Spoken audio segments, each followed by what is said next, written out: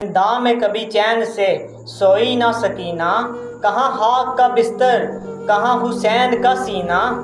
زنداں میں سکینہ کی خاموش ہیں صدائیں، سجاد کے لب پہ ہے ہائے سکینہ۔ السلام علیکم ناظرین، آج پھر سے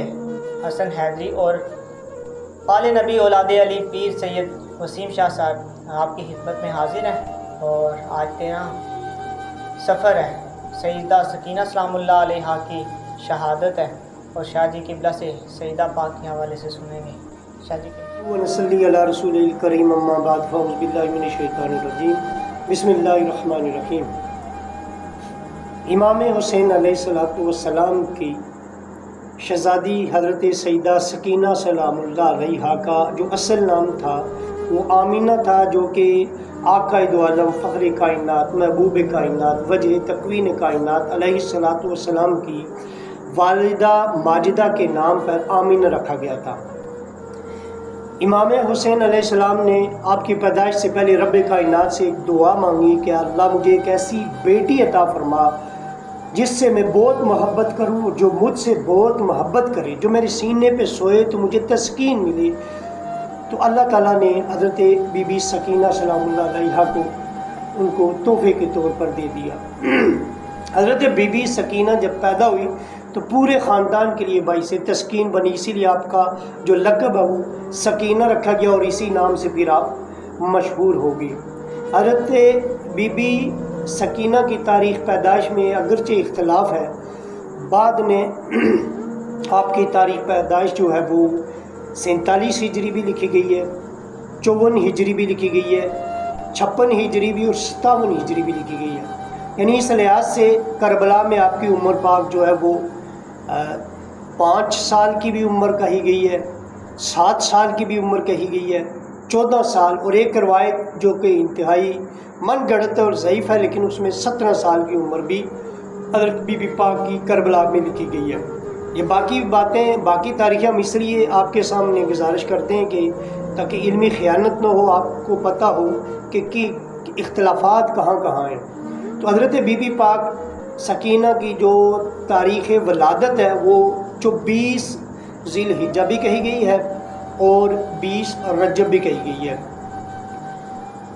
حضرت بی بی پاک جب کربلا میں آئی تھی تو اس وقت جو اصل اور مستند روایتوں میں جو آپ کی عمر پاک ہے وہ 7 سال ہے،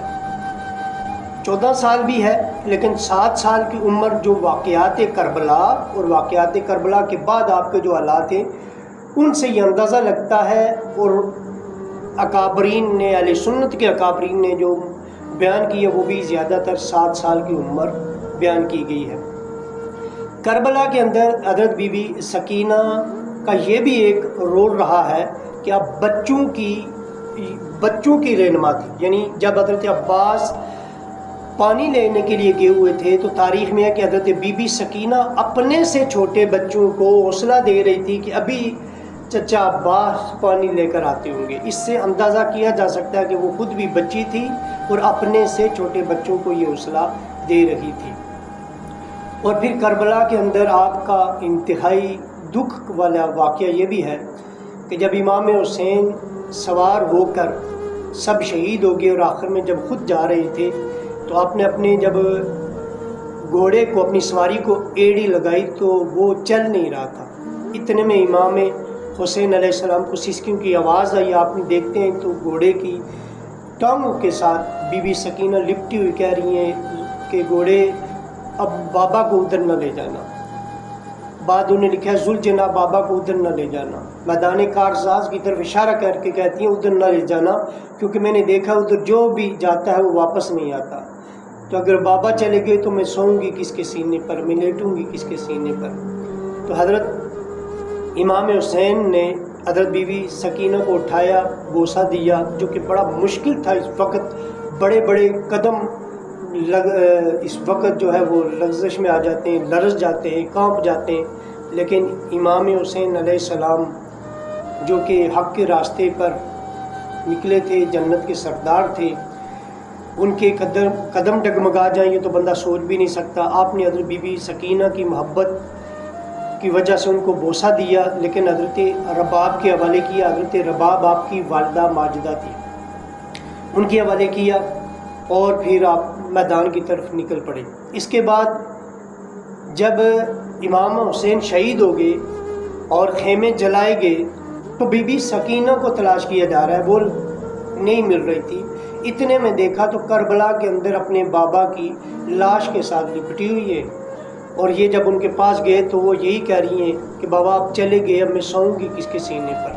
اب یہاں پر تاریخ میں یہ بھی ہے کہ حضرت بی بی سکینہ کو انتہائی زبردستی اور مجبوراً جو ہے نا امام حسین کے لاشے کے ساتھ الگ کیا گیا۔ بعض روایات میں یہ بھی آتا ہے کہ یزیدیوں نے زبردستی کھینچ کے آپ کو الگ کیا امام حسین کے لاشے سے، اور یہ بھی آتا ہے کہ حضرت بی بی سکینہ کی بالیاں کھینچ کر نوچی گئی تھی۔ اور یہ بھی آتا ہے تاریخ میں کہ جب آپ کوفہ کے بازاروں سے جا رہی تھی تو آپ نے وہ اس کم سنی عمر میں اتنا زبردست خطبہ دیا کہ بڑے بڑے فصیح زبان رکھنے والے بھی وہاں پر دنگ رہ گئے۔ اور پھر امام زین العابدین کے ساتھ باقی جتنے بھی تھے سب کو بیڑیاں پہنائی گئی تھی، یہاں تک کہ اب حضرت سکینہ کے بارے میں یہ بھی آتا ہے کہ آپ کے گلے میں جو رسی تھی وہ بعد میں نکل نہیں رہی تھی تو چھری سے کاٹ کر نکالی گئی تھی رسی کو، یعنی اس طرح سے آل پاک پر سختیاں کی گئی تھی۔ حضرت بی بی پاک سکینہ سلام اللہ علیہا کی وفات کے حوالے سے مختلف تاریخیں ہیں اسی طرح سے۔ بعد کے نزدیک 61 ہجری ہی میں آپ دمشق میں قید کی حالت میں آپ شہید ہوئی تھی۔ بعد انہیں 117 ہجری تک آپ کو لے کر گئے ہیں کہ آپ کی یعنی ایک تاریخ یہ ہے کہ آپ 13 صفر، چونکہ آج 13 صفر ہے، 13 صفر کو بی بی پاک کی شہادت ہوئی 61 ہجری میں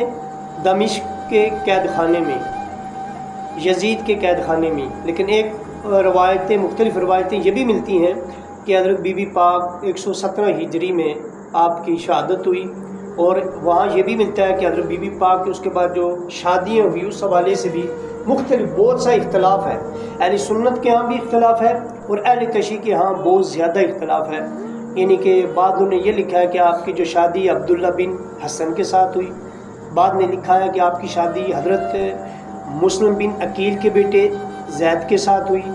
بعد نے لکھا ہے کہ آپ کی جو شادی ہے وہ حضرت عثمان کے پوتے زید بن عمر بن عثمان بن عفان کے ساتھ ہوئی، اور یہ اہل تشیع کی کتاب کے اندر بھی موجود ہے۔ اور اسی طرح آپ تاریخ کم پڑھیں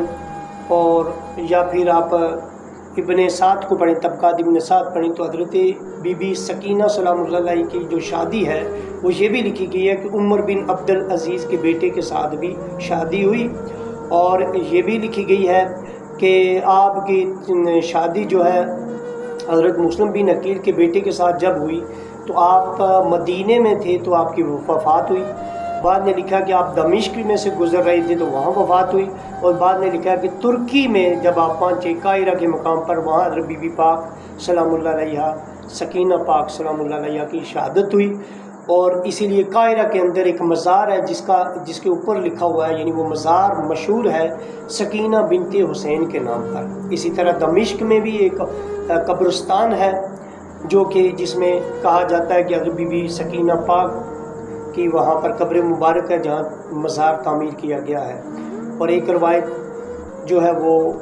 مدینہ پاک کی بھی ہے، جنت البقیع کی بھی ہے، لیکن زیادہ تر شواہد اور مستند جو روایت ہے وہ دمشق کے حوالے سے ہے کہ وہاں پر حضرت بی بی پاک سکینہ کا مزار ہے۔ اللہ تعالی ہمیں ان ہستیوں کی سچی محبت عطا فرمائے اور ان کے کردار پر عمل کرنے کی توفیق عطا فرمائے۔ ان کی نسبت سے جو بھی تاریخ بنتی ہے ہمیں ہر تاریخ کی نسبت سے